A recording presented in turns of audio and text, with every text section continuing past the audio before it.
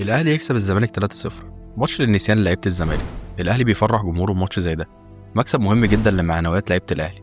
لعيبه الزمالك لازم جزء منها يريح الفتره اللي جايه عشان بان قوي الاجهاد. الماتش بدا والزمالك كان متماسك لغايه الدقيقه 10. في فرصه الدقيقه 12 ناصر منسي ضيعها، بس كانت انانيه قوي منه، كان عنده فرصه يعملها احسن من كده. في الدقيقه 17 الجون الاول للاهلي عن طريق بن شرقي من عرضيه حلوه قوي من طاهر، ودي الجمله الوحيده اللي يستروب بيلعب عليها وبيجيب منها جوان الصراحه. الزمالك مستعجل قوي والاهلي اهدى بعد ما جاب الجول. ده كله عن الشوط الاولاني. في الدقيقه 26 فرصه خطيره قوي للاهلي، بس حسام عبد المجيد طلع الكره من على الخط. بعد جون الاهلي الصراحه الماتش حلو جامد. الماتش اتفتح ما بين الفرقتين.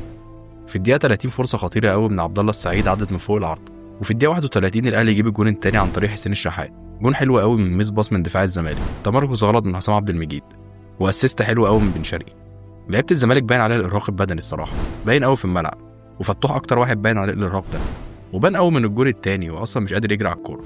دي كانت كل فرص الشوط الاولاني، وفي الشوط الاولاني يخلص 2-0 للاهلي. لعيبه الاهلي عملت شوط كبير قوي الصراحه، ولعيبه الزمالك تعبانه بدنيا قوي. الشوط الثاني بدا وخرج ناصر منسي ونزل شيكو بنزا. الدقيقه 52 كان ضربه جزاء للزمالك، انا مش عارف الصراحه هي صح ولا غلط، بس هي فيها لغط يعني، ومصطفى شوبير يصدها من حسام عبد المجيد.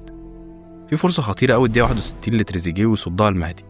الصراحه كانت فرصه خطيره قوي. في الدقيقه 64 ضربه جزاء للاهلي من محمد شحاته، الكره جت في ايديه وكانت واضحه قوي، وتريزيجيه في الاخر ضيعها. شيكو بنزا الصراحه من ساعه ما نزل وعمل كل حاجه غلط، ولا بيجري صح ولا بيعمل اي حاجه صح. والصراحه يعني هو شيكو بنزا ان انت تنزله الدقيقه 70 مثلا مش في اول الشوط الثاني، عشان اللعيبه نوعا ما بتكون ارهاق بدنيا وهو سريع قوي وقوي في الالتحامات البدنيه. في الدقيقه 66 فرصه خطيره قوي لتريزيجيه. وفي الدقيقه 70 الصراحه تبديله غريبه قوي ان هو خرج عبد الله ونزل ادم جايد، وانا شايف الصراحه ان كان فتوح هو اللي لازم يخرج عشان هو بجد ما كانش قادر. وفي الدقيقه 73 الجون الثالث للاهلي من بن شرقي من كره حلوه قوي. امام عاشور عدى بالكره حلوه قوي ولعبها لبن شرقي، وبن شرقي الصراحه حطها بروقان، واصلا الكره دي هو معروف بيها حتى لما كان في الزمالك لما زي الجون اللي جابه في الترجي. في الدقيقه 84 الزمالك ضيع كره خطيره قوي من سيف الجزيري يصدها مصطفى شوبير.